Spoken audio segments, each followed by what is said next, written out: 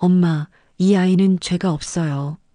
새벽 5시, 아직 해가 뜨기 전부터 버스 정류장에는 사람들이 하나 둘 모여들기 시작합니다. 찬바람이 옷깃을 파고들지만 영자는 품속에 안은 도시락통의 따뜻함으로 겨울 아침을 견뎌냅니다. 20살 그녀에게 주어진 하루는 언제나 이렇게 시작되었거든요.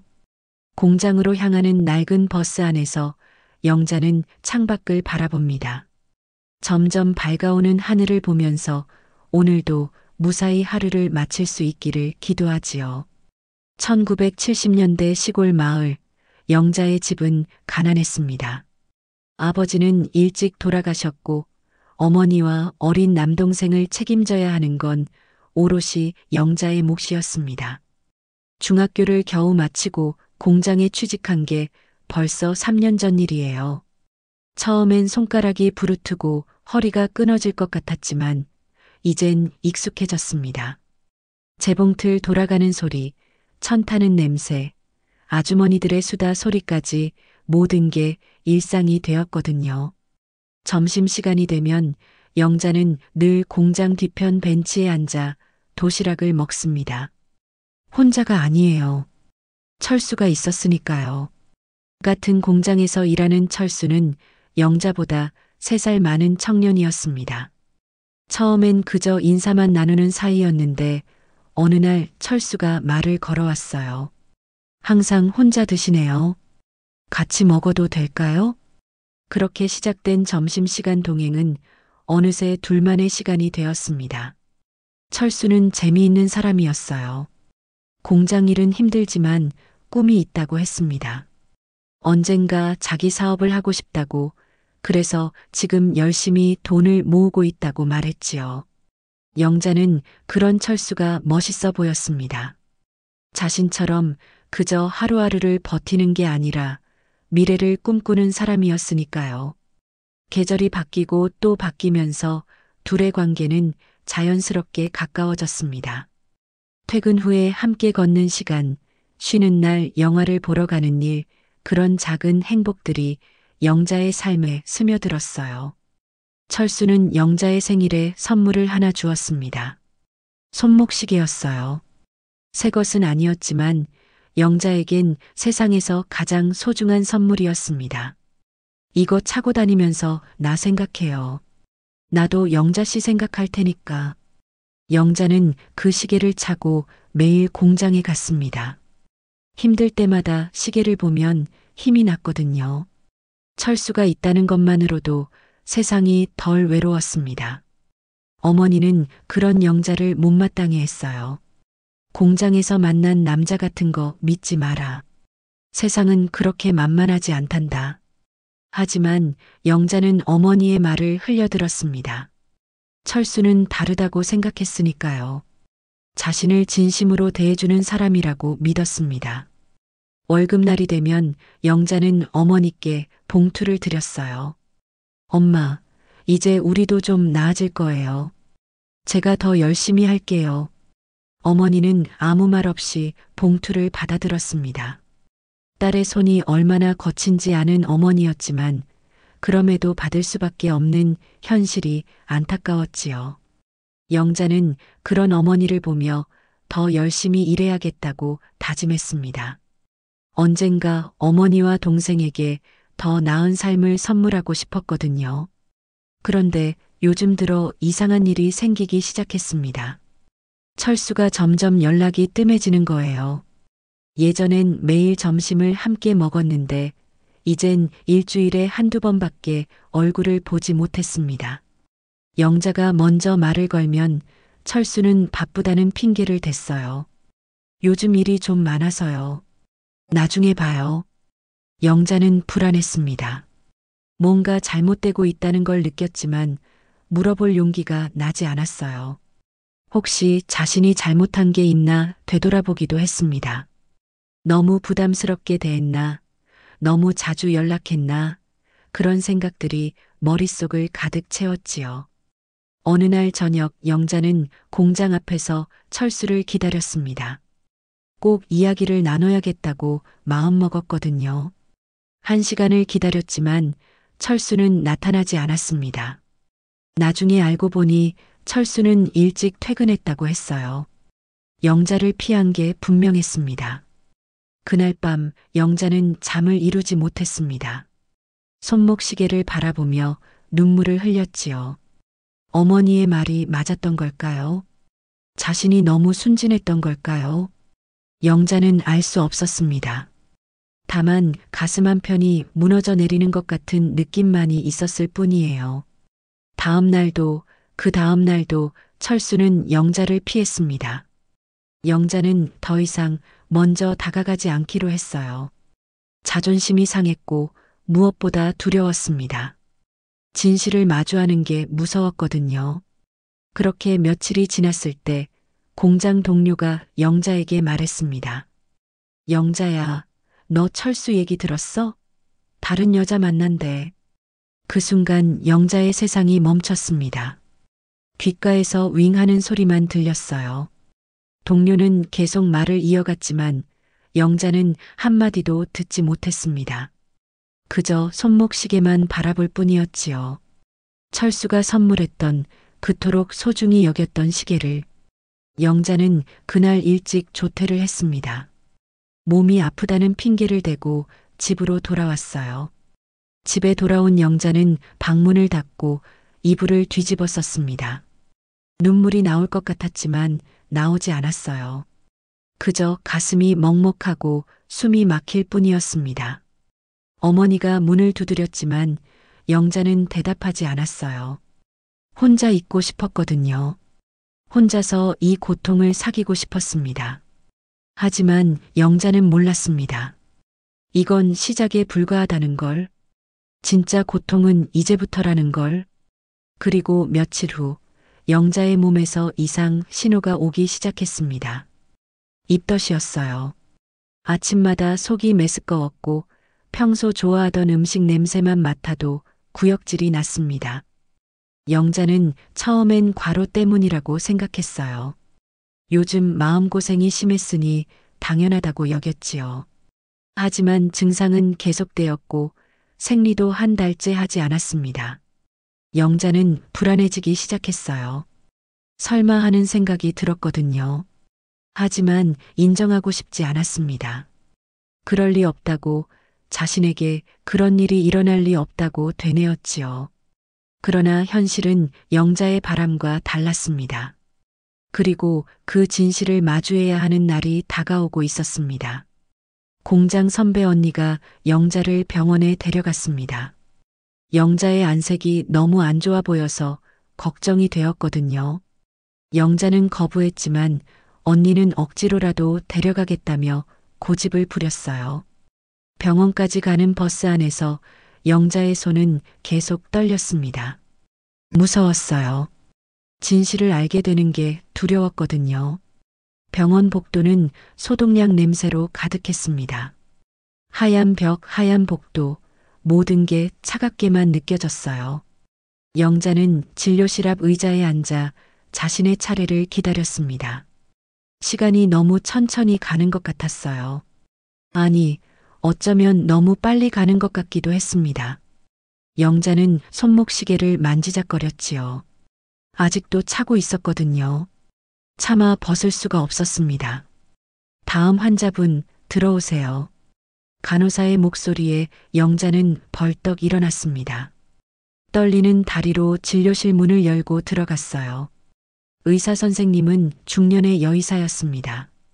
친절해 보이는 얼굴이었지만 영자에겐 모든 게 무섭기만 했지요. 검사를 받는 동안 영자는 눈을 감았습니다. 제발 아니길, 제발 다른 병이길 기도했어요. 검사 결과가 나왔습니다. 의사 선생님이 영자를 보며 미소를 지었어요. 축하드려요. 임신하셨네요. 약 2달 정도 된 것 같아요. 축하라는 말이 영자의 귓전을 때렸습니다. 축하? 뭘 축하한다는 걸까요? 영자의 얼굴은 하얗게 질렸어요. 입술이 바짝 말라 한마디도 할 수 없었습니다. 의사 선생님은 영자의 반응이 이상하다는 걸 눈치챘지만 조심스럽게 말을 이었습니다. 산모 건강을 위해 영양제를 처방해 드릴게요. 그리고 다음 달부터는 정기 검진을 받으셔야 해요. 영자는 고개를 끄덕였습니다. 아니, 끄덕인 것 같았어요. 자신이 뭘 하는지도 모를 정도로 정신이 없었거든요. 진료실을 나와 복도에 서 있는데 다리에 힘이 풀렸습니다. 벽에 기대어 겨우 몸을 지탱했어요. 선배 언니가 달려왔습니다. 영자야, 괜찮아? 무슨 일이야? 영자는 고개를 저었습니다. 말할 수 없었어요. 어떻게 말해야 할지 몰랐거든요. 언니는 더 이상 묻지 않고 영자를 집까지 바래다 주었습니다. 집 앞에서 헤어지면서 언니가 말했어요. 힘든 일 있으면 언제든 말해. 혼자 끙끙 앓지 말고. 영자는 고맙다고 대답했지만 마음속으론 알았습니다. 이건 누구에게도 말할 수 없는 일이라는 걸, 혼자 감당해야 하는 일이라는 걸요. 집에 들어가기 전 영자는 한참을 망설였습니다. 어머니께 뭐라고 말해야 할까요? 아직 말할 수 없었어요. 아니, 말하고 싶지 않았습니다. 영자는 아무렇지 않은 척 집에 들어갔어요. 엄마, 다녀왔어요. 어디 갔다 왔니? 공장 안 갔어? 몸이 좀 안 좋아서 병원 갔다 왔어요. 괜찮아요. 어머니는 딱히 더 묻지 않았습니다. 영자는 방으로 들어가 문을 닫았어요. 그리고 그제야 눈물이 터져 나왔습니다. 소리 없이 울었지요. 어머니가 들을까봐 이불로 입을 막고 울었습니다. 며칠 동안 영자는 고민했습니다. 어떻게 해야 할까? 철수에게 말해야 할까? 하지만 철수는 이미 다른 여자를 만나고 있었어요. 그래도 말해야 하지 않을까? 아이의 아버지인데 알 권리가 있지 않을까? 영자는 용기를 냈습니다. 공중전화로 철수에게 전화를 걸었어요. 여보세요. 철수 씨 저예요. 영자예요. 전화기 너머로 침묵이 흘렀습니다. 긴 침묵 끝에 철수가 말했어요. 왜 전화했어요? 할 말 있어요? 만나서 얘기할 수 있을까요? 중요한 얘기가 있어요. 무슨 얘기인데요? 전화로 해요. 영자는 떨리는 목소리로 말했습니다. 저 임신했어요. 또다시 침묵이 흘렀습니다. 이번엔 더 길고 무거운 침묵이었어요. 영자는 철수의 대답을 기다렸습니다. 제발 책임지겠다고 말해주길 바랐지요. 하지만 철수의 대답은 차갑기만 했습니다. 그게 내 아이라는 증거 있어요? 영자의 가슴이 무너져 내렸습니다. 눈앞이 캄캄해졌어요. 철수 씨 어떻게 그런 말을. 다신 연락하지 마세요. 나 곧 결혼해요. 내 인생 망치지 말아요. 전화가 끊어졌습니다. 뚜뚜뚜 하는 신호음만이 귓가에 울렸어요. 영자는 수화기를 든 채로 그대로 서 있었습니다. 움직일 수가 없었거든요. 세상이 자신을 버렸다는 걸 깨달았습니다. 사랑한다던 사람이 가장 먼저 자신을 버렸어요. 그날 밤 영자는 어머니께 모든 걸 말했습니다. 더 이상 숨길 수 없었거든요. 배가 점점 불러올 테고 언젠가는 들킬 일이었으니까요. 차라리 지금 말하는 게 나을 것 같았어요. 어머니의 반응은 예상했던 그대로였습니다. 뭐, 내가 임신을 했다고? 어머니의 목소리가 떨렸습니다. 분노와 실망이 섞인 목소리였어요. 엄마가 뭐라고 했니? 그런 남자 믿지 말라고 했잖아. 엄마, 미안해요. 제가 잘못했어요. 미안하다고 되는 게 아니잖아. 당장 지워. 세상이 널 뭐라고 하겠니? 영자는 고개를 저었습니다. 눈물을 흘리며 말했어요. 엄마, 이 아이는 죄가 없어요. 제가 책임질게요. 어머니는 화가 났습니다. 딸이 이해가 되지 않았거든요. 책임? 넌 어떻게 책임질 건데? 돈도 없고 집도 없고 아무것도 없는 내가. 그래도 엄마, 이 아이는 제 아이예요. 제가 지킬게요. 어머니와 영자는 밤새 다투었습니다. 어머니는 지우라고 했고 영자는 낳겠다고 했어요. 결국 어머니가 말했습니다. 그럼 이 집에서 나가. 내 눈앞에서 그런 꼴을 보고 싶지 않아. 영자의 가슴이 찢어지는 것 같았습니다. 하지만 어머니의 마음도 이해했어요. 1970년대 시골 마을에서 미혼모라는 건 씻을 수 없는 수치였으니까요. 영자는 방으로 들어가 짐을 쌌습니다. 많지 않았어요. 옷가지 몇 벌과 도장, 통장, 그리고 손목시계. 그게 전부였습니다. 다음 날 새벽 영자는 집을 나왔습니다. 어머니는 방문을 닫고 나오지 않았어요. 영자는 어머니 방문 앞에 서서 말했습니다. 엄마, 저 잘 살게요. 걱정 마세요. 대답은 없었습니다. 영자는 돌아서서 걸었어요. 뒤를 돌아보지 않았습니다. 돌아보면 주저앉을 것 같았거든요. 비가 내리기 시작했습니다. 차가운 빗물이 영자의 얼굴을 적셨지요. 눈물인지 빗물인지 구분할 수 없을 정도였습니다. 영자는 버스 정류장에 서서 도시로 가는 버스를 기다렸습니다. 이곳에선 살 수 없었어요. 모두가 아는 동네였으니까요. 소문이 퍼지면 살아갈 수 없을 게 뻔했습니다. 차라리 아무도 모르는 곳에서 새로 시작하는 게 나을 것 같았어요. 버스가 왔습니다. 영자는 버스에 올라 창가 자리에 앉았어요. 버스가 출발하면서 영자가 살던 마을이 점점 작아져 갔습니다. 영자는 배를 쓰다듬었습니다. 아직 배가 나오진 않았지만 그 안에 생명이 있다는 게 신기했어요. 우리 둘이서 잘 살아보자. 영자는 혼잣말을 했습니다. 불안했지만 동시에 다짐했어요. 이 아이만큼은 꼭 지키겠다고.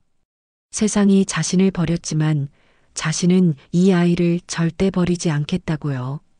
도시는 차갑고 낯설었습니다. 영자가 도착한 곳은 서울 변두리의 작은 동네였어요. 공장지대가 있어서 일자리를 구하기 쉬울 거라 생각했거든요. 하지만 현실은 녹록지 않았습니다. 영자는 먼저 잠자리를 구해야 했어요. 부동산을 몇 곳 돌아다녔지만 보증금도 없고 월세도 제대로 낼 수 없는 영자에게 방을 내주려는 사람은 없었습니다. 아가씨, 여기 월세가 10,000원인데 보증금은 50,000원이에요. 가능해요? 영자의 통장엔 30,000원이 전부였습니다. 그동안 모아둔 돈이었지만 턱없이 부족했어요. 좀 더 싼 곳은 없을까요? 부동산 아주머니는 고개를 저었습니다. 이것도 싼 거예요. 더 싼 데는 사람이 살 곳이 못 돼요.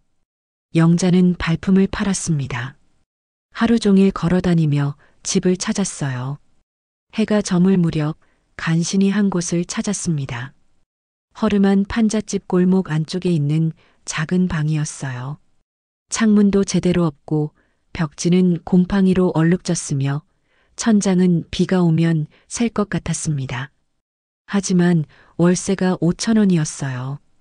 보증금도 10,000원이면 됐습니다. 여기로 할게요. 집주인 할머니는 영자를 위아래로 훑어봤습니다. 혼자 사는 거야? 네, 혼자예요. 직업은 있고 공장에서 일할 거예요. 할머니는 고개를 끄덕였습니다. 더 이상 묻지 않았어요. 영자는 그날부터 그 방에서 살기 시작했습니다.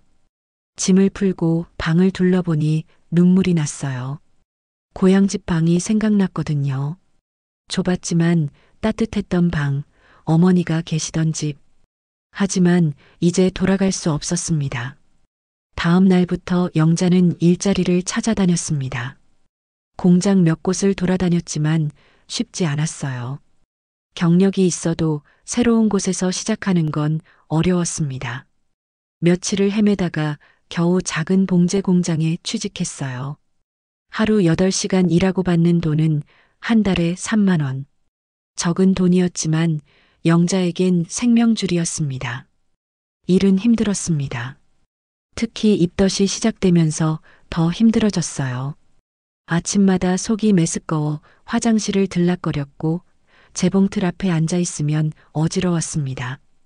그래도 참았어요. 참아야 했거든요. 일을 그만두면 당장 내일 먹을 것이 없었으니까요. 점심시간엔 혼자 구석에 앉아 밥을 먹었습니다. 도시락을 싸올 형편이 안 돼서 빵 하나로 때우는 날이 많았어요. 다른 사람들은 무리지어 수다를 떨며 밥을 먹었지만 영자는 그 무리에 끼지 못했습니다. 새로운 사람이기도 했고 말을 걸 기운도 없었거든요. 한 달이 지나고 두 달이 지났습니다. 배가 조금씩 불러오기 시작했어요. 아직 남들이 알아챌 정도는 아니었지만 영자는 걱정이 되었습니다. 언제까지 숨길 수 있을까? 배가 나오면 어떻게 하지? 그때도 일을 할 수 있을까? 걱정은 꼬리에 꼬리를 물었습니다. 어느 날 저녁 영자는 방에 돌아와 거울을 봤습니다. 얼굴이 많이 야위었어요. 눈 밑에는 다크서클이 생겼고 볼은 푹 꺼졌습니다. 하지만 배는 조금씩 나오고 있었어요. 영자는 배를 쓰다듬으며 말했습니다. 미안해.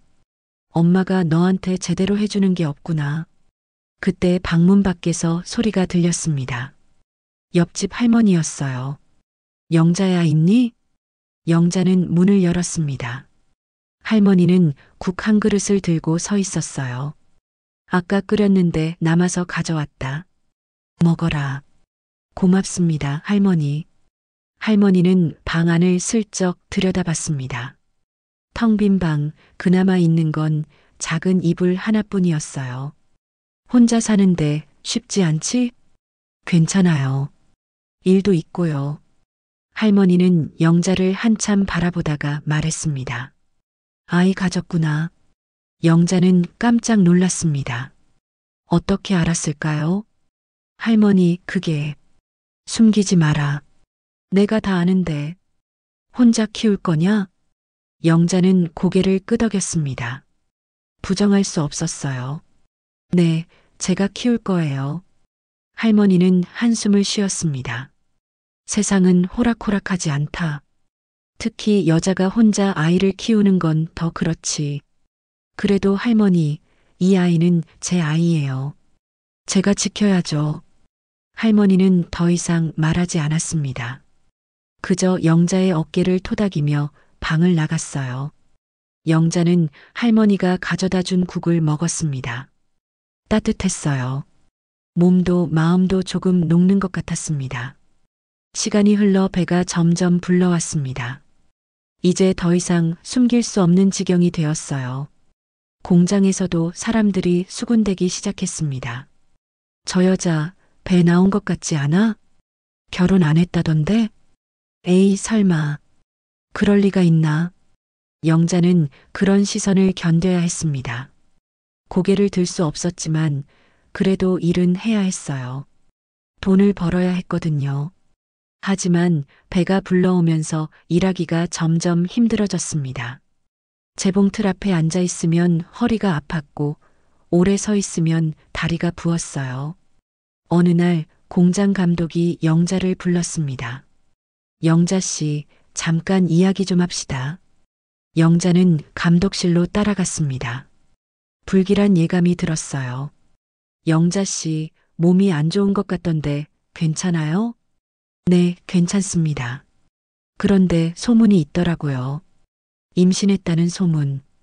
영자는 아무 말도 할 수 없었습니다. 솔직히 말해봐요. 임신한 거 맞아요? 영자는 고개를 끄덕였습니다. 이제 숨길 수 없었거든요. 미안하지만 이 상태로는 계속 일하기 힘들 것 같은데요. 영자는 알았습니다.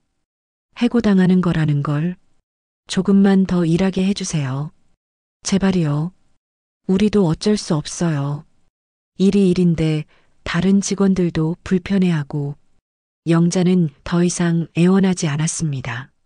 소용없다는 걸 알았으니까요. 그날로 영자는 공장을 그만뒀습니다. 마지막 월급을 받아들고 나오는데 다리에 힘이 풀렸어요. 이제 어떻게 해야 하지? 돈도 얼마 없는데 일자리도 없는데 곧 아이가 태어날 건데. 집으로 돌아오는 길 영자는 걸으면서 울었습니다. 사람들이 쳐다봤지만 신경 쓰지 않았어요. 너무 힘들었거든요. 방에 도착해 문을 닫고 바닥에 주저앉았습니다. 한참을 울다가 영자는 배를 쓰다듬었어요. 미안해. 엄마가 무능해서 미안해. 그때 뱃속에서 움직임이 느껴졌습니다. 태동이었어요. 처음 느끼는 태동이었습니다. 영자는 움찔했어요. 그리고 다시 배를 쓰다듬었습니다. 또 움직였어요. 아기가 반응하는 것 같았습니다. 아가야. 영자의 눈에서 눈물이 흘렀습니다. 하지만 이번엔 다른 눈물이었어요. 슬픔이 아니라 다짐의 눈물이었습니다. 엄마가 꼭 지켜줄게. 우리 꼭 살아남자. 그날 밤 영자는 잠을 이루지 못했습니다. 하지만 절망만 하지 않았어요. 방법을 생각했습니다. 어떻게든 돈을 벌어야 했어요. 공장이 안 되면 다른 일을 찾아야 했습니다. 청소라도 설거지라도 무엇이든 할 수 있었어요. 아이를 위해서라면 못할 게 없었습니다. 다음 날 아침 영자는 일찍 일어났습니다. 시장으로 갔어요. 시장에는 항상 일손이 필요했거든요. 가게를 하나하나 돌아다니며 물었습니다. 일할 사람 필요하신가요? 거절당하기 일쑤였습니다. 배가 부른 여자를 쓰려는 사람이 어디 있겠어요. 하지만 영자는 포기하지 않았습니다. 계속 물어보고 또 물어봤어요. 그렇게 한 바퀴를 돌았을 때 국밥집 주인 아주머니가 말했습니다. 설거지 좀 해줄래? 품삯은 적지만. 영자는 고개를 끄덕였습니다. 네, 하겠습니다. 그렇게 영자의 새로운 생활이 시작되었습니다. 설거지, 청소, 심부름까지 무엇이든 했어요. 힘들었지만 견딜만 했습니다. 무엇보다 아주머니가 따뜻한 사람이었거든요. 점심때는 밥을 먹으라고 주었고 가끔 반찬도 싸주었습니다. 애 아빠는 어디 있니?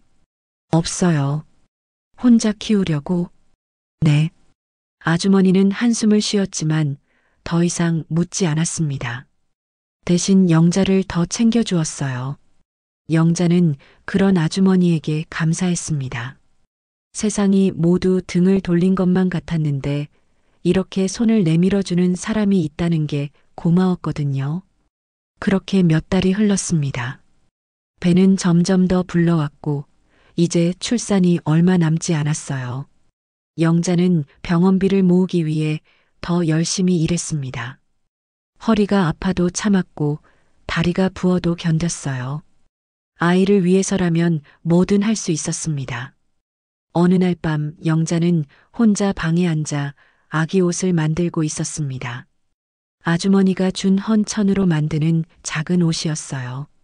바느질을 하면서 영자는 혼잣말을 했습니다. 우리 아가 곧 만나게 되겠구나. 엄마가 많이 부족하지만 그래도 최선을 다할게. 너를 사랑할게. 평생. 창밖엔 비가 내리고 있었습니다. 하지만 영자의 마음속엔 희망이 있었어요. 작지만 따뜻한 희망이 자라고 있었습니다. 출산 예정일이 일주일 앞으로 다가왔습니다. 영자는 병원비를 겨우 마련했어요. 그동안 악착같이 모은 돈이었습니다. 한 푼 한 푼 아껴서 밥을 굶으면서까지 모은 돈이었거든요. 하지만 마음 한편으론 불안했습니다. 혼자서 출산을 하고 혼자서 아이를 키워야 한다는 게 두려웠어요.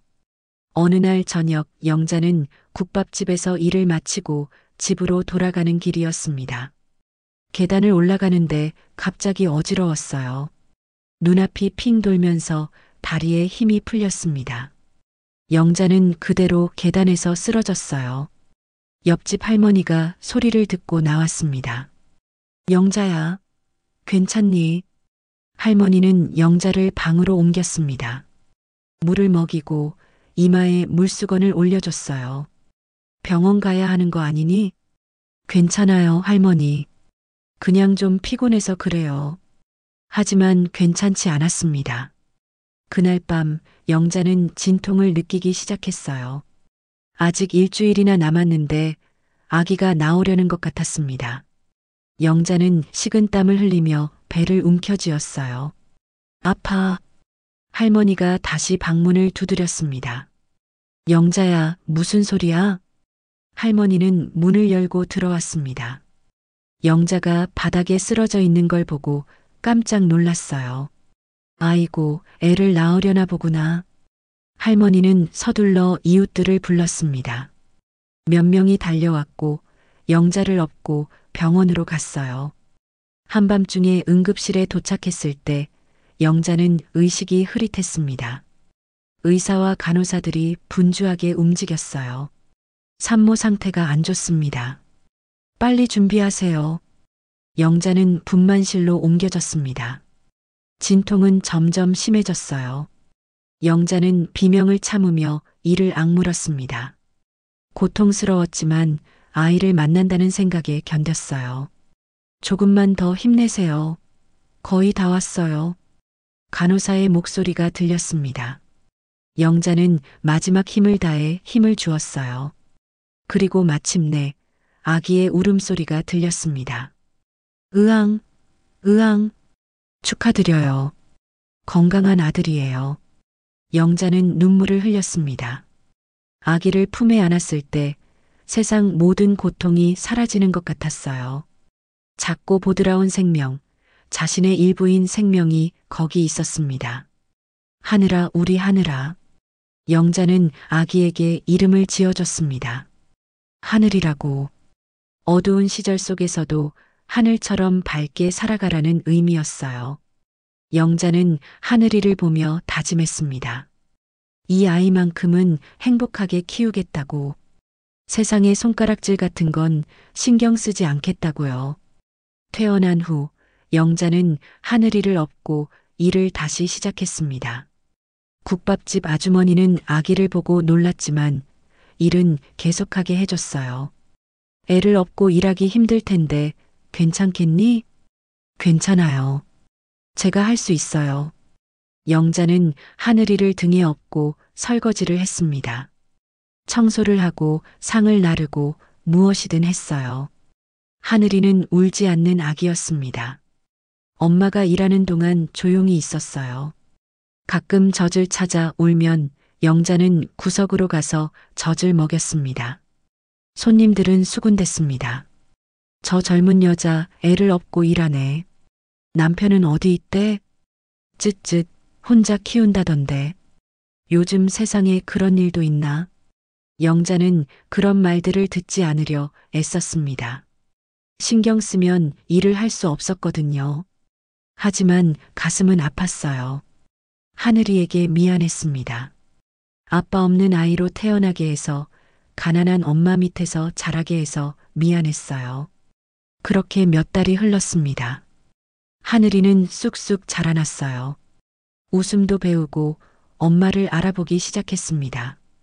영자가 얼굴을 들이밀면 하늘이는 까르르 웃었어요. 그 웃음이 영자에겐 세상에서 가장 큰 위로였습니다. 어느 날 국밥집 아주머니가 영자를 불렀습니다. 영자야, 너 방 구했니? 아직이요. 왜요? 우리 집 뒤에 작은 방이 하나 있는데 거기 들어갈래? 월세는 싸게 받을게. 영자는 눈이 휘둥그레졌습니다. 정말요? 감사합니다, 아주머니. 아주머니는 웃었습니다. 뭘 고마워해. 너 보면 옛날 내 생각이 나서 그래.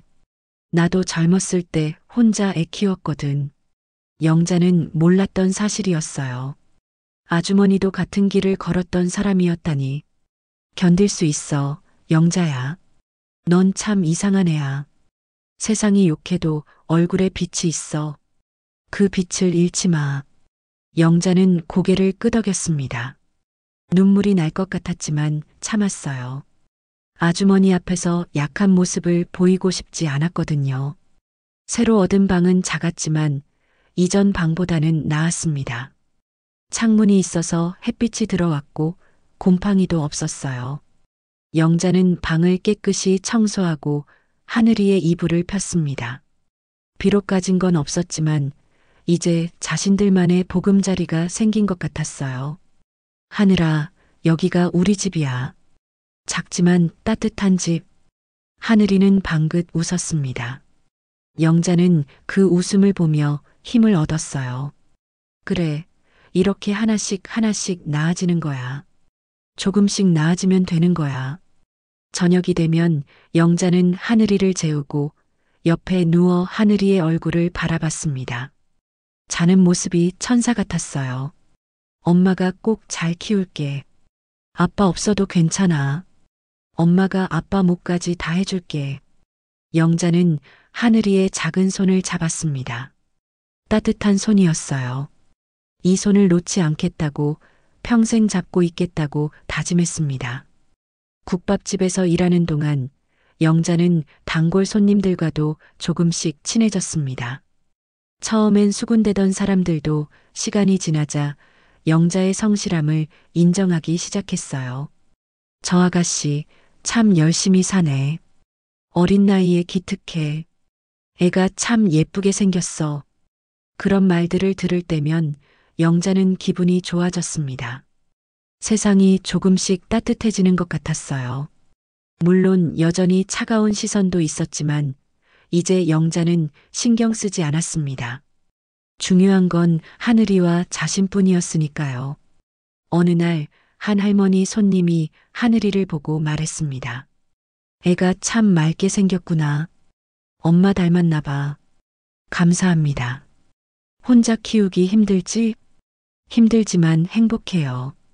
이 아이가 있어서요. 할머니는 영자의 어깨를 토닥였습니다. 잘 될 거야. 넌 강한 아이니까. 영자는 그 말에 힘을 얻었습니다. 그래, 잘 될 거야. 힘들지만 포기하지 않으면 언젠간 좋은 날이 올 거야. 영자는 그렇게 믿으며 하루하루를 살아갔습니다. 밤이 되면 하늘이에게 자장가를 불러줬어요. 영자는 노래를 잘하는 편이 아니었지만 하늘이는 엄마의 목소리를 좋아하는 것 같았습니다. 자장가를 들으며 스르르 잠들곤 했거든요. 자장자장 우리 아가, 잘도 잔다 우리 아가. 엄마 품에서 자라나 하늘같이 밝게 자라나. 영자는 하늘이를 보며 미소 지었습니다. 힘든 하루였지만 이 순간만큼은 행복했어요. 하늘이가 있어서, 살아갈 이유가 있어서 감사했습니다. 그렇게 시간은 흘러갔습니다. 하늘이는 돌이 되었고 걸음마를 배웠어요. 처음 걸음을 뗐을 때 영자는 너무 기뻐서 울었습니다. 국밥집 아주머니와 손님들도 함께 기뻐해 줬어요. 우리 하늘이 장하네. 엄마 쪽으로 와봐. 어머, 잘한다. 작은 행복들이 모여 영자의 삶을 채워갔습니다. 여전히 가난했고 여전히 힘들었지만 하늘이와 함께라면 견딜 수 있었어요. 영자는 이제 확신했습니다. 자신이 옳은 선택을 했다고. 하늘이를 지킨 게 잘한 일이라고요. 하늘이가 3살이 되던 해 영자의 생활은 조금 나아졌습니다. 국밥집에서 주방 보조로 승진했고 월급도 조금 올랐어요. 하늘이는 건강하게 자라고 있었습니다. 말도 제법 하게 되었고 엄마를 따라 국밥집에 가는 걸 좋아했어요. 손님들은 하늘이를 귀여워했습니다. 하늘아, 오늘도 왔니? 네, 하늘이 왔어요. 하늘이의 밝은 목소리가 가게를 환하게 만들었어요. 영자는 그런 하늘이가 자랑스러웠습니다. 아빠 없이 자라지만 이렇게 밝고 씩씩하게 자라주는 게 고마웠거든요. 어느 봄날 국밥집에 손님이 들어왔습니다. 영자는 주방에서 일하고 있었어요. 아주머니가 손님을 맞이했습니다. 어서 오세요. 영자는 설거지를 하다가 문득 익숙한 목소리를 들었습니다. 가슴이 철렁 내려앉았어요. 그 목소리, 절대 잊을 수 없는 목소리였습니다. 영자는 조심스럽게 주방 문틈으로 홀을 내다봤어요. 그곳에 철수가 있었습니다. 깔끔한 양복을 입고 옆엔 임신한 여자가 서 있었어요. 철수의 아내였습니다. 영자는 숨이 막혔습니다. 여기서, 이곳에서 철수를 마주칠 줄은 꿈에도 몰랐거든요. 철수는 영자를 알아보지 못하는 것 같았습니다. 당연했어요. 영자는 주방에 있었고 철수는 홀을 보고 있었으니까요. 영자는 주방 안쪽으로 몸을 숨겼습니다. 떨렸어요. 온몸이 부들부들 떨렸습니다. 그때 하늘이가 주방으로 달려왔습니다. 엄마, 배고파. 하늘이의 목소리가 홀까지 울려 퍼졌어요. 영자는 재빨리 하늘이의 입을 막았습니다. 쉿, 조용히 해야 해. 하지만 이미 늦었습니다. 철수가 주방 쪽을 쳐다봤어요. 그리고 영자와 눈이 마주쳤습니다. 철수의 얼굴이 굳어졌어요.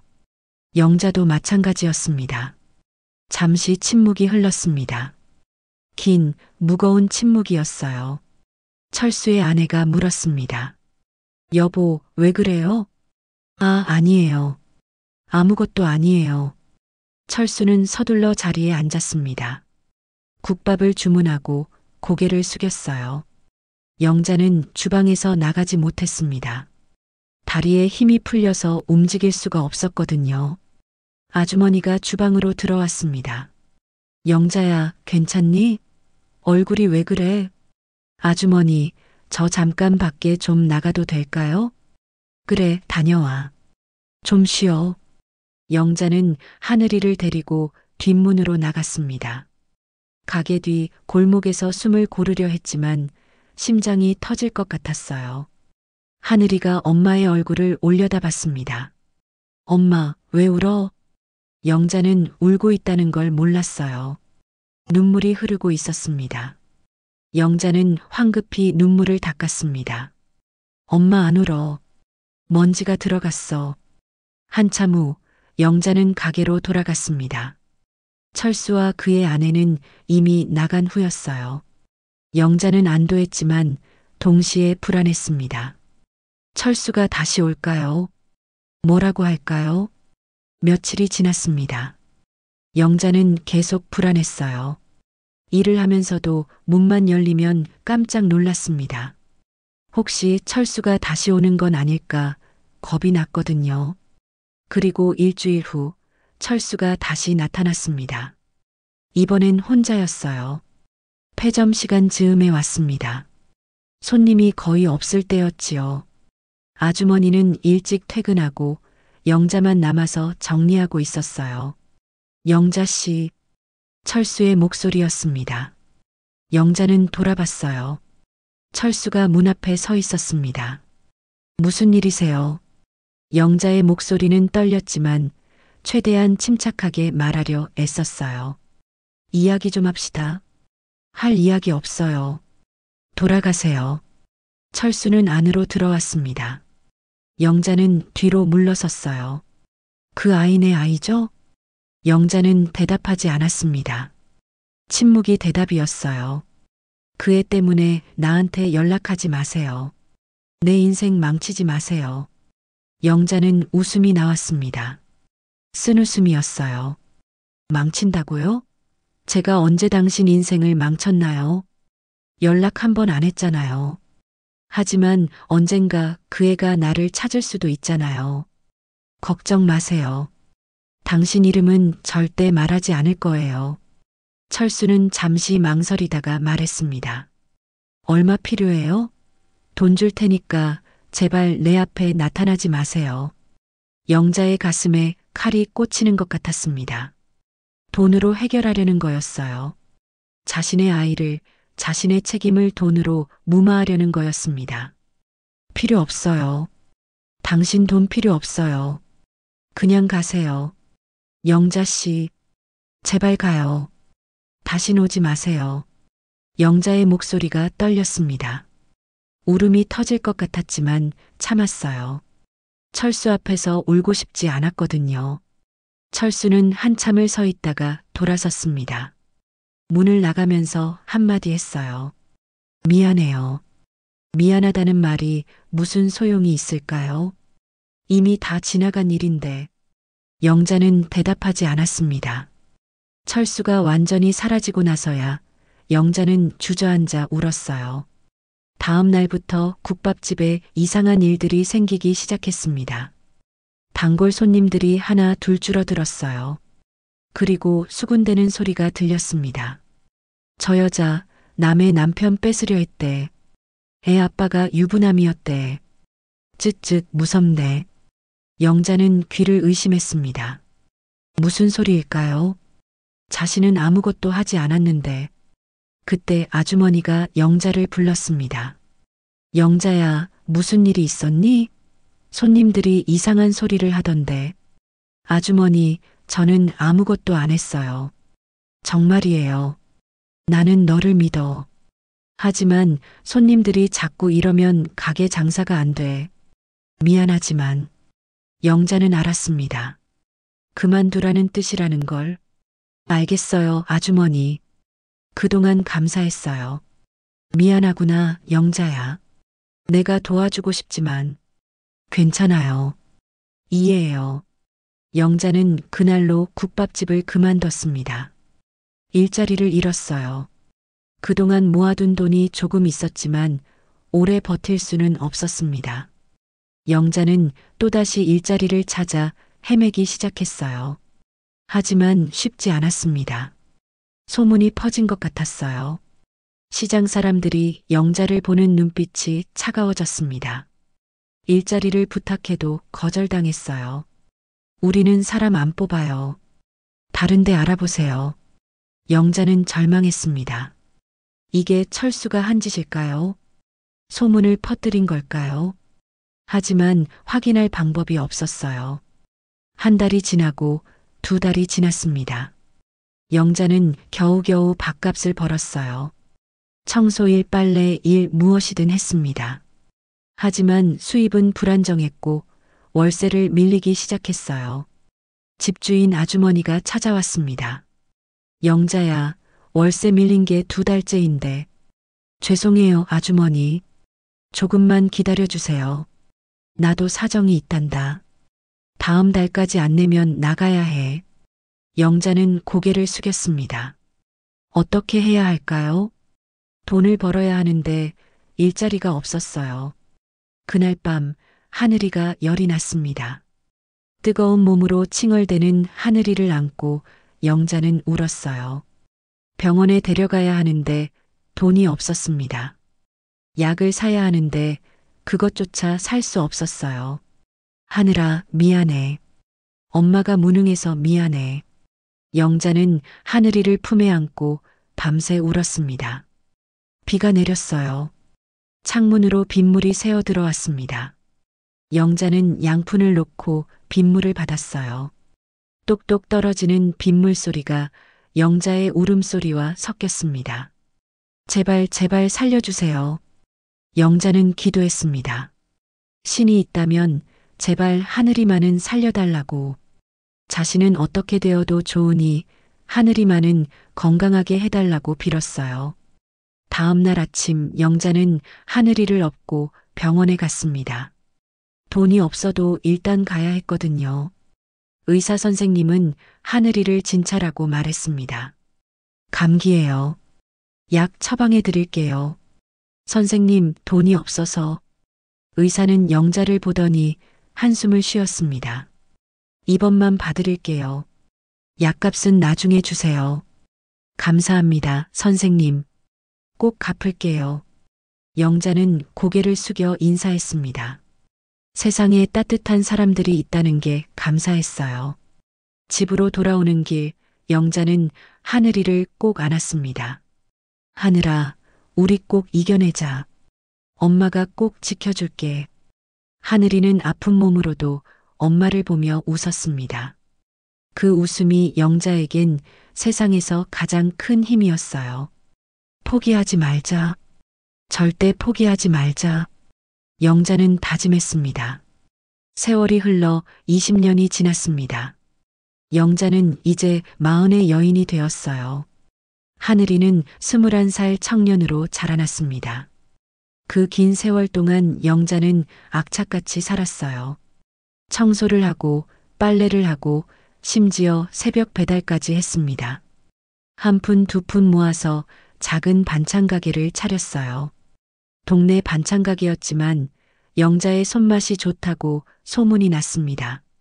단골 손님들이 생겼고 장사가 제법 잘 됐어요. 영자는 검소하게 살면서 하늘이의 학비를 댔습니다. 하늘이는 공부를 잘했어요. 장학금을 받으며 대학에 다니고 있었습니다. 어느 날 저녁 하늘이가 반찬 가게로 왔습니다. 엄마 다녀왔어요. 어서 와라. 배고프지? 밥 차려줄게. 영자는 하늘이에게 밥상을 차려줬어요. 하늘이는 엄마가 차려준 밥을 먹으며 말했습니다. 엄마, 다음 주에 취업 면접이 있어요. 그래. 어디? 큰 회사예요. 붙으면 정말 좋을 것 같아요. 영자는 기뻤습니다. 하늘이가 좋은 회사에 취직하면 이제 고생 끝이었어요. 우리 아들 잘 될 거야. 엄마가 기도할게. 고마워요, 엄마. 엄마가 고생한 거 다 알아요. 제가 꼭 성공해서 엄마 편하게 해드릴게요. 영자는 눈물이 날 것 같았지만 참았습니다. 하늘이 앞에서 울고 싶지 않았거든요. 그냥 건강하게만 자라줘. 그게 엄마는 제일 좋아. 일주일 후 하늘이는 정장을 입고 면접을 보러 갔습니다. 영자는 가게에서 일하면서도 계속 하늘이 생각을 했어요. 잘 되길, 꼭 잘 되길 빌었습니다. 면접장에 도착한 하늘이는 긴장했습니다. 큰 회사였고 경쟁률도 높았거든요. 대기실에서 기다리다가 이름이 불렸어요. 다음 박하늘 씨 들어오세요. 하늘이는 심호흡을 하고 면접실 문을 열었습니다. 3명의 면접관이 앉아 있었어요.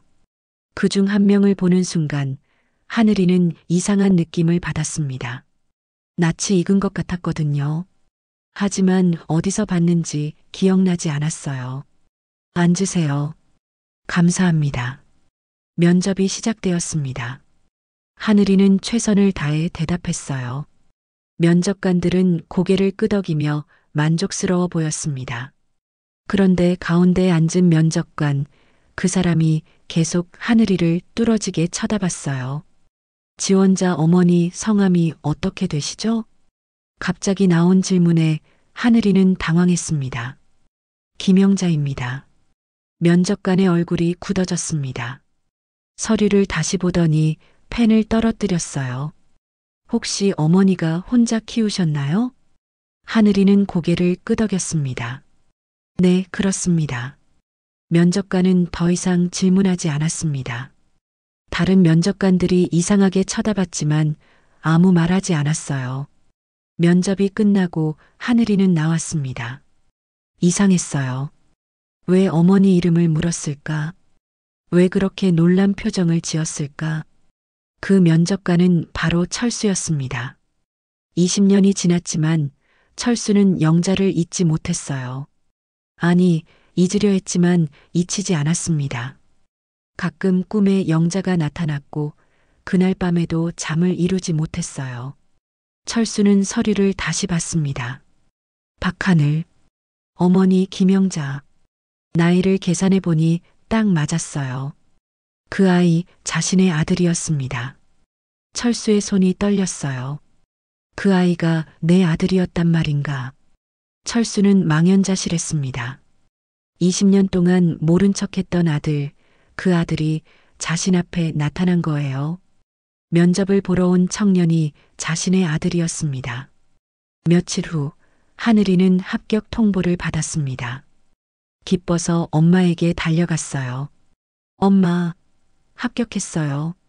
정말? 우리 아들 정말 장하다. 영자는 하늘이를 껴안았습니다. 눈물이 났어요. 기쁨의 눈물이었습니다. 이제 하늘이가 좋은 직장에 다니게 됐어요. 영자의 고생이 보람을 맺는 순간이었습니다.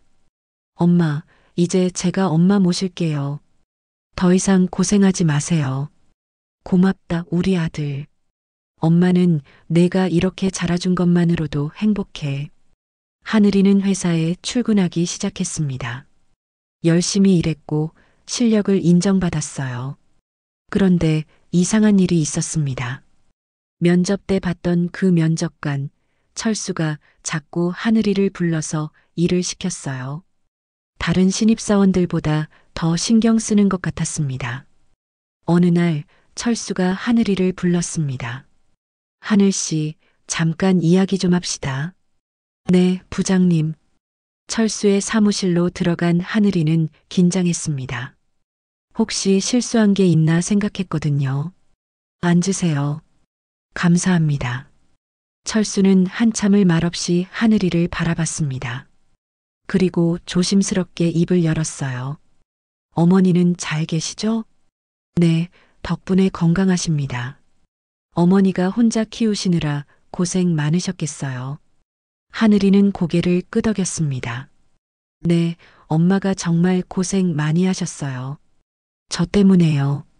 철수의 눈에 눈물이 고였습니다. 하늘이는 이상했어요. 왜 부장님이 이런 이야기를 하는 걸까? 혹시 아버지에 대해서 들으신 적 있나요? 하늘이는 고개를 저었습니다.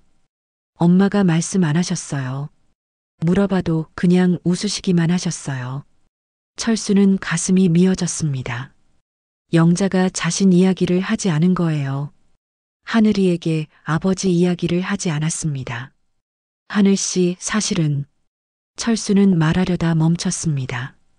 어떻게 말해야 할까? 자신이 하늘이의 아버지라고 말할 용기가 나지 않았어요. 부장님, 무슨 말씀 하시려던 거예요? 아니에요. 그냥 어머니께 효도 많이 하세요. 네, 그럴게요. 하늘이는 사무실을 나왔습니다. 이상한 대화였지만 깊이 생각하지 않았어요. 철수는 혼자 남아 생각했습니다. 영자를 만나야 할까? 20년 만에 찾아가서 뭐라고 말해야 할까? 미안하다고? 그게 무슨 소용이 있을까? 철수는 고민했습니다. 한 달이 지났습니다. 철수는 용기를 냈어요. 영자를 만나기로 결심했습니다. 하늘이에게 영자의 반찬 가게 위치를 알아냈어요. 어느 토요일 오후 철수는 반찬 가게 앞에 섰습니다. 간판에는 영자네 반찬 가게라고 써 있었어요. 철수는 한참을 망설이다가 문을 열고 들어갔습니다. 영자가 카운터에 서 있었습니다. 20년이 지났지만 여전히 영자였어요. 늙었지만 그 눈빛은 여전히 강인했습니다. 영자는 손님을 보고 깜짝 놀랐습니다. 철수였거든요. 얼굴이 하얗게 질렸어요. 어서 오세요. 뭘 찾으세요? 영자는 최대한 침착하게 말했습니다. 영자 씨 오랜만입니다. 침묵이 흘렀습니다. 긴, 무거운 침묵이었어요. 영자는 철수를 밖으로 안내했습니다. 가게 안에서 이야기할 순 없었거든요. 뒤편 작은 공원 벤치에 앉았어요. 한참 동안 아무도 말하지 않았습니다. 철수가 먼저 입을 열었습니다. 하늘이 제 아들이죠? 영자는 고개를 끄덕였습니다. 부정할 수 없었어요. 네, 그렇습니다. 왜 말하지 않으셨어요? 20년 동안? 영자는 쓴웃음을 지었습니다. 말해서 뭐 하나요? 당신은 이미 다른 가정이 있었고 저희를 원하지 않았잖아요. 철수는 할 말이 없었습니다. 사실이었으니까요. 미안합니다. 미안하다는 말은 이제 의미 없어요. 다 지나간 일이에요. 하늘이는 저를 모르나요? 네, 모릅니다. 아버지 얘기는 한 번도 하지 않았어요. 철수는 놀랐습니다. 왜요? 저를 미워하지 않으셨나요? 영자는 고개를 저었습니다. 미워했죠. 처음엔 정말 미워했어요. 당신을, 세상을, 모든 걸 미워했습니다.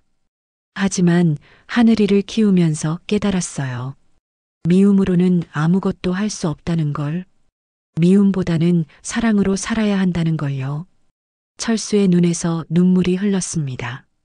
제가 정말 잘못했습니다. 용서해 주세요. 당신은 이미 용서받았어요. 네. 영자는 하늘을 올려다봤습니다. 저는 그 미움으로 여기까지 왔어요. 하늘이를 잘 키우겠다는 다짐으로 당신 없이도 잘 살 수 있다는 걸 증명하고 싶어서 악착같이 살았습니다. 그러다 보니 어느샌가 미움이 사라져 있더라고요. 이제는 그냥 먼 기억일 뿐이에요. 철수는 고개를 숙였습니다. 영자의 강인함에 압도당한 것 같았어요. 하늘이한테 말할 건가요? 제가 아버지라는 걸? 영자는 한참을 생각하다가 말했습니다. 그건 당신이 결정할 일이 아니에요. 하늘이가 알 권리가 있으니 언젠가는 말해야겠죠. 하지만 지금은 아니에요. 왜요? 하늘이가 지금 행복하거든요. 좋은 직장도 얻었고 앞날이 밝아요. 지금 이 사실을 알면 혼란스러워할 거예요. 때가 되면 말할게요. 철수는 고개를 끄덕였습니다. 영자의 말이 맞았어요. 혹시 제가 도와드릴 일은 없나요? 영자는 고개를 저었습니다. 필요 없어요. 우리 잘 살고 있어요. 하지만 돈으로 해결하려고 하지 마세요. 우리한테 필요한 건 돈이 아니에요. 철수는 더 이상 말하지 못했습니다. 당신이 우리한테 해줄 수 있는 건 하나뿐이에요. 뭔가요? 그냥 하늘이를 좋은 직원으로 대해주세요. 아버지로서가 아니라 상사로서요. 그게 하늘이한테 제일 좋은 거예요. 철수는 알겠다고 고개를 끄덕였습니다. 그리고 한 가지 더 물었어요. 제 아내와 아이들은 알면 안 되겠죠? 영자는 씁쓸하게 웃었습니다. 걱정 마세요. 제가 당신 가정을 파괴할 생각은 없어요. 우리는 우리대로 잘 살았고 앞으로도 그럴 거예요. 철수는 일어섰습니다. 정말 죄송합니다. 그리고 감사합니다. 뭐가 감사해요? 하늘이를 잘 키워주셔서요. 제가 못한 일을 당신이 해주셨으니까요. 영자는 대답하지 않았습니다. 철수는 돌아서서 걸어갔어요. 영자는 그의 뒷모습을 바라봤습니다. 한때 사랑했던 사람, 미워했던 사람, 이제는 그냥 남이 된 사람. 가슴 한편이 아렸지만 더 이상 아프지 않았어요. 며칠 후 하늘이가 집에 왔습니다. 표정이 어두웠어요. 엄마, 이상한 일이 있어요. 무슨 일인데? 부장님이 자꾸 저한테 아버지 얘기를 물어보세요. 왜 그러는지 모르겠어요. 영자는 가슴이 철렁했습니다. 철수가 참지 못하고 말하려는 걸까요? 그냥 관심을 가져주시는 거 아닐까? 그런 것 같기도 한데, 엄마, 제 아버지는 누구예요?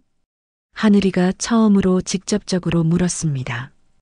영자는 예상했던 질문이었지만 막상 듣고 나니 당황스러웠어요. 왜 갑자기 그걸 물어보니? 궁금해요. 평생 궁금했어요. 엄마는 절대 말씀 안 하셨잖아요. 영자는 한숨을 쉬었습니다. 이제 말해야 할 때인가요? 하지만 아직 준비가 안 됐어요. 하늘아, 때가 되면 말해줄게. 지금은 아니야. 엄마는 맨날 그렇게 말씀하세요.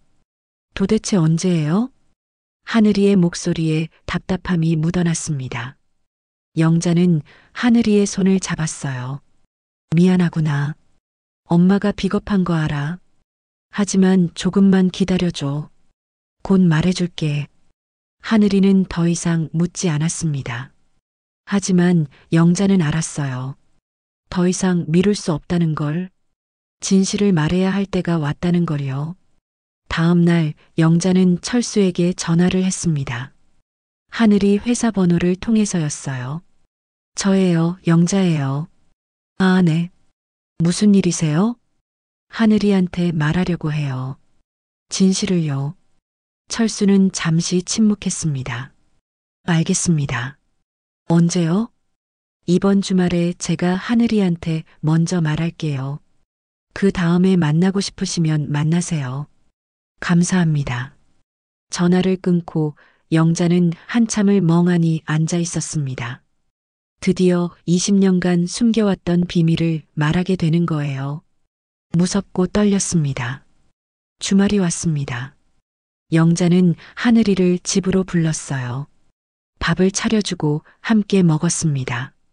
하늘이는 엄마가 뭔가 말하려고 한다는 걸 눈치챘어요. 엄마, 무슨 말씀하실 거죠? 영자는 숨을 깊이 들이마셨습니다. 하늘아, 엄마가 너한테 숨겨왔던 게 있어. 아버지 얘기예요? 응, 내 아버지 얘기야. 하늘이는 긴장했습니다. 평생 궁금했던 이야기를 드디어 듣게 되는 거였어요. 영자는 천천히 이야기를 시작했습니다. 철수를 만났던 일, 사랑했던 일, 임신했을 때 버림받은 일, 혼자 하늘이를 낳고 키운 일, 모든 걸 말했어요.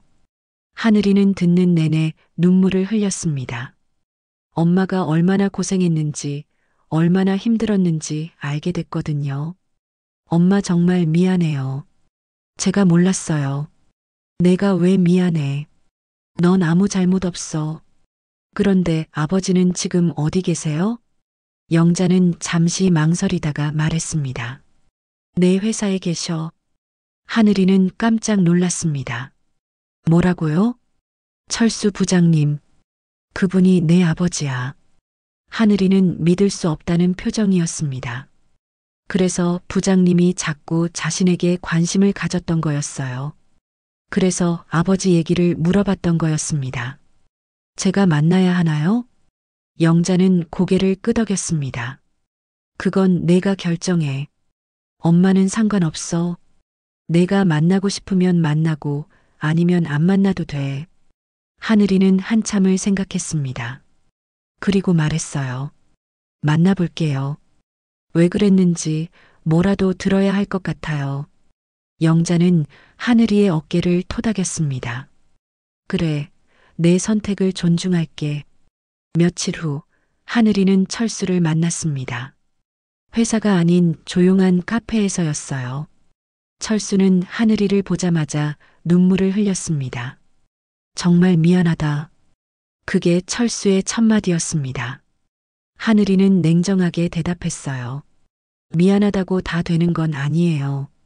알아. 나는 용서받을 자격이 없어. 왜 그러셨어요? 왜 엄마를 버리셨어요? 철수는 고개를 숙였습니다. 겁이 났어. 젊었고 어리석었어. 책임지기가 두려웠단다. 그래서 엄마가 20년을 고생하신 거예요? 미안하다. 정말 미안하다. 하늘이는 주먹을 쥐었습니다. 화가 났어요. 엄마가 고생한 걸 생각하면 용서할 수 없었습니다. 하지만 동시에 눈앞에 있는 이 사람이 자신의 아버지라는 게 현실이었어요. 저는 아버지가 필요 없어요. 엄마 하나로 충분했어요. 알아. 내 말이 맞아. 하지만 하늘이는 눈물을 흘렸습니다. 그래도 궁금했어요. 아버지가 누군지, 왜 우리 곁에 없는지 밤마다 궁금했어요. 철수는 하늘이의 손을 잡으려 했지만 하늘이는 손을 뺐습니다. 지금 와서 아버지 노릇하려고 하지 마세요. 너무 늦었어요. 알아. 그냥 한 가지만 알아줘. 나는 평생 후회하며 살았어. 너와 내 엄마를 버린 걸 한 번도 잊은 적 없어. 하늘이는 일어섰습니다. 저 이제 갈게요. 더 이상 할 말 없어요. 하늘아. 회사에선 그냥 부장님과 직원으로 지내요. 그게 나아요. 하늘이는 카페를 나왔습니다. 밖에 나와서야 눈물이 터져 나왔어요. 슬펐고 화났고 복잡했습니다. 엄마한테 달려가고 싶었어요. 집에 도착한 하늘이는 엄마를 껴안고 울었습니다. 엄마, 정말 고생 많으셨어요. 사랑해요. 영자도 눈물을 흘렸습니다. 엄마도 사랑해, 우리 하늘아. 그날 밤 모녀는 오랫동안 안고 울었습니다. 20년간 쌓였던 아픔이 눈물로 흘러나왔어요. 하지만 그 눈물 뒤에는 치유가 있었습니다. 진실을 마주했고 이제 앞으로 나아갈 수 있었거든요. 1년이 흘렀습니다. 하늘이는 회사에서 인정받으며 잘 지내고 있었어요. 철수와는 여전히 부장과 직원 관계를 유지했습니다. 가끔 철수는 하늘이를 보며 미안함과 그리움이 담긴 눈빛을 보냈지만 하늘이는 애써 외면했어요. 아직 아버지로 받아들일 준비가 되지 않았거든요. 영자는 반찬 가게를 계속 운영했습니다. 단골 손님들이 늘어났고 이제는 제법 안정적인 생활을 할 수 있게 됐어요. 하늘이가 월급을 타면 엄마에게 용돈을 드렸지만 영자는 받지 않았습니다. 넌 내 미래를 위해 저축해라. 엄마는 괜찮아. 어느 가을날 철수가 쓰러졌다는 소식이 들려왔습니다. 회사에서 갑자기 쓰러져 병원에 실려갔다고 했어요. 하늘이는 병원으로 달려갔습니다. 중환자실에 철수가 누워 있었어요. 의사가 말했습니다. 암입니다. 이미 많이 진행됐어요. 늦게 발견했습니다. 하늘이는 충격을 받았습니다.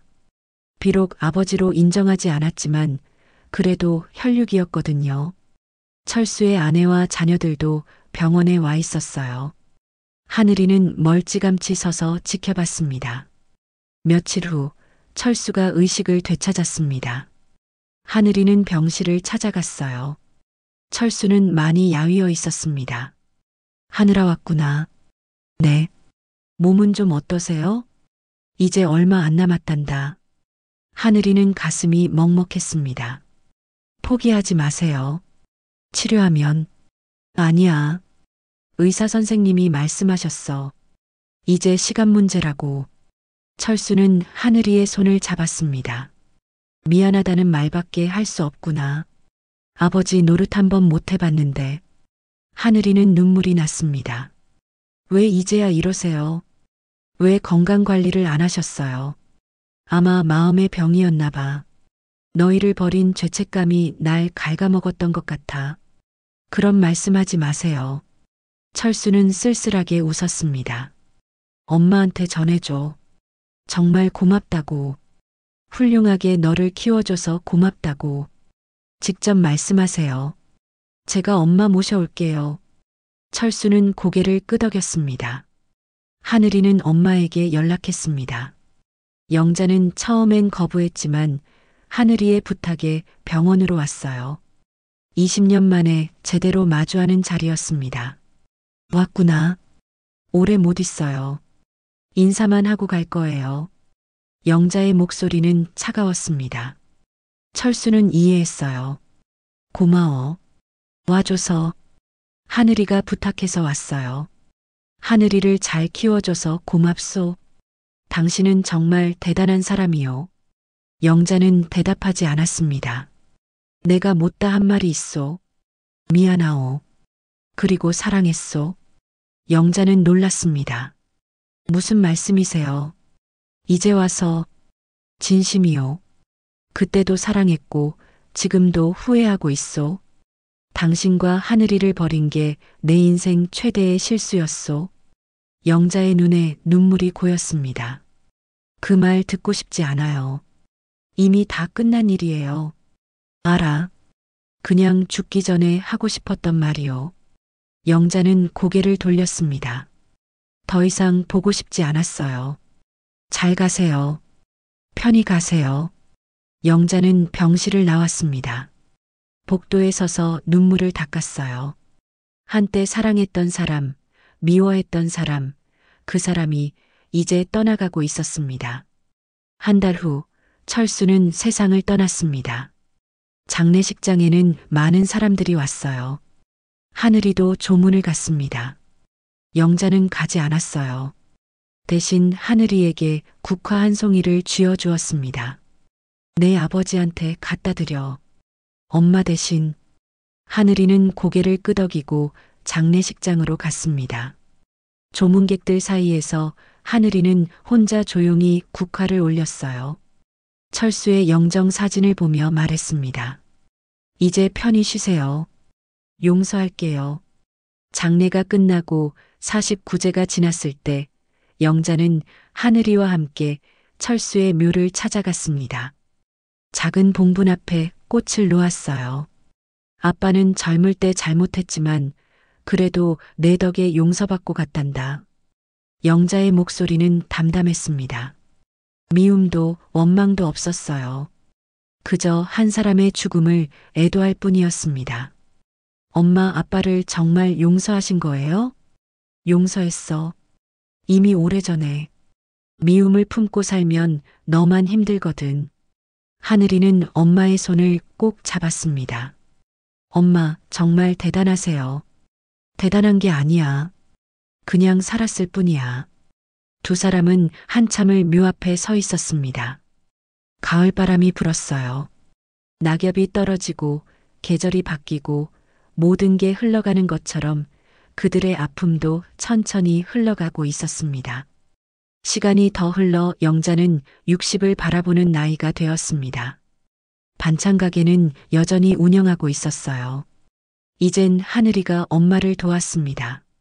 하늘이는 좋은 사람을 만나 결혼도 했고 아이도 낳았어요. 어느 봄날 아침 영자는 반찬 가게 문을 열었습니다. 햇살이 따뜻하게 가게 안으로 들어왔어요. 손님들이 하나 둘 들어오기 시작했습니다. 할머니, 오늘도 반찬 냄새 좋아요. 고맙습니다. 많이 드세요. 영자는 웃으며 손님을 맞이했습니다. 창밖으로 하늘을 올려다봤어요. 구름 한 점 없이 맑은 하늘이었습니다. 하늘아, 이제 괜찮아. 정말 괜찮아. 영자는 혼잣말을 했습니다.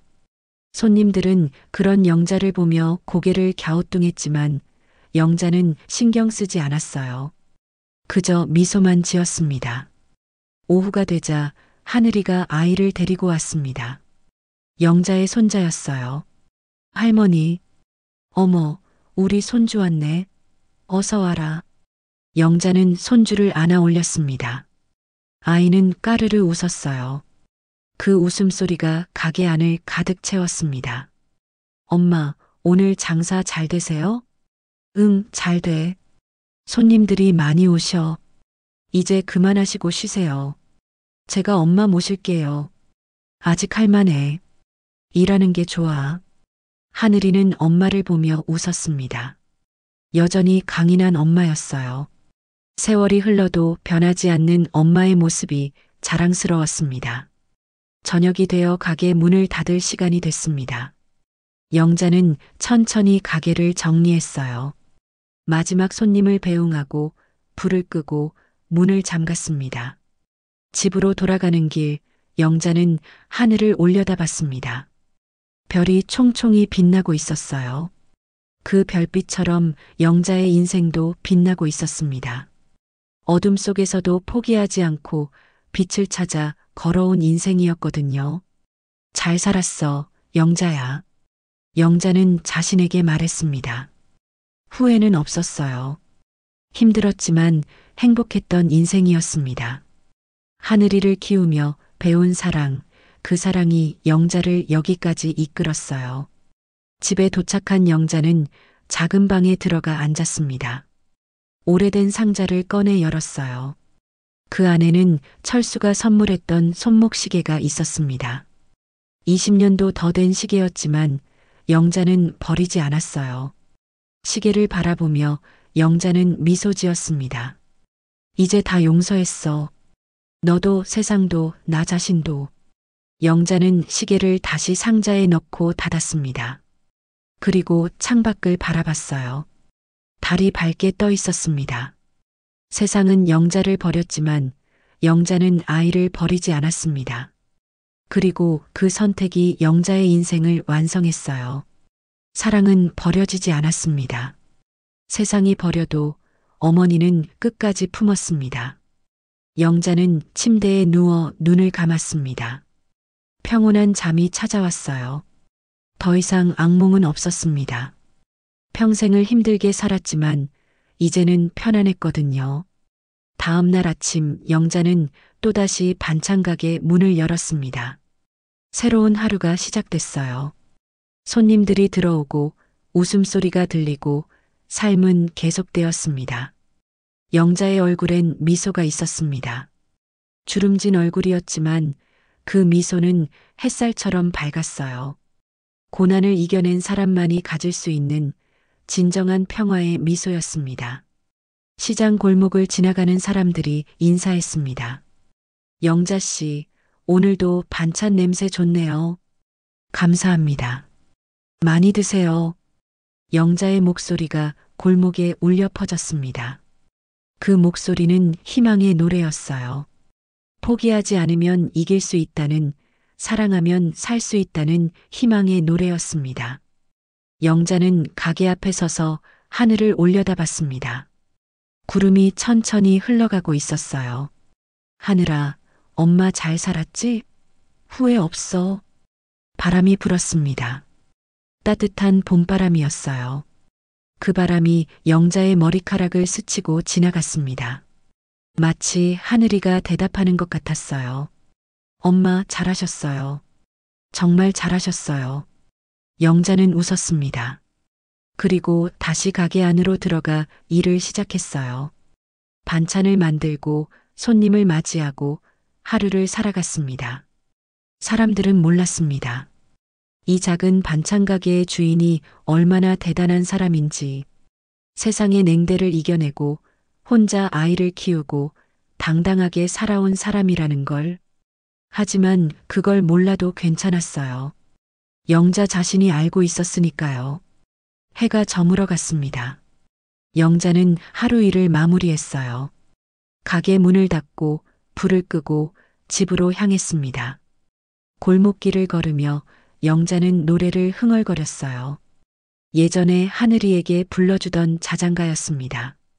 자장자장 우리 아가, 잘도 잔다 우리 아가. 영자의 목소리가 골목에 울려 퍼졌습니다. 저녁 노을이 영자의 뒷모습을 비췄어요. 작지만 강인한 뒷모습이었습니다. 그렇게 영자의 하루가, 영자의 인생이 흘러갔습니다. 평범하지만 위대한 인생이었어요. 누군가에겐 아무것도 아닐지 몰라도 하늘이에겐 세상 전부였던 인생이었습니다. 사랑은 버려지지 않습니다. 세상이 버려도 어머니는 끝까지 품습니다. 그것이 영자가 증명한 진실이었고 그것이 이 이야기가 전하는 메시지입니다. 감사합니다.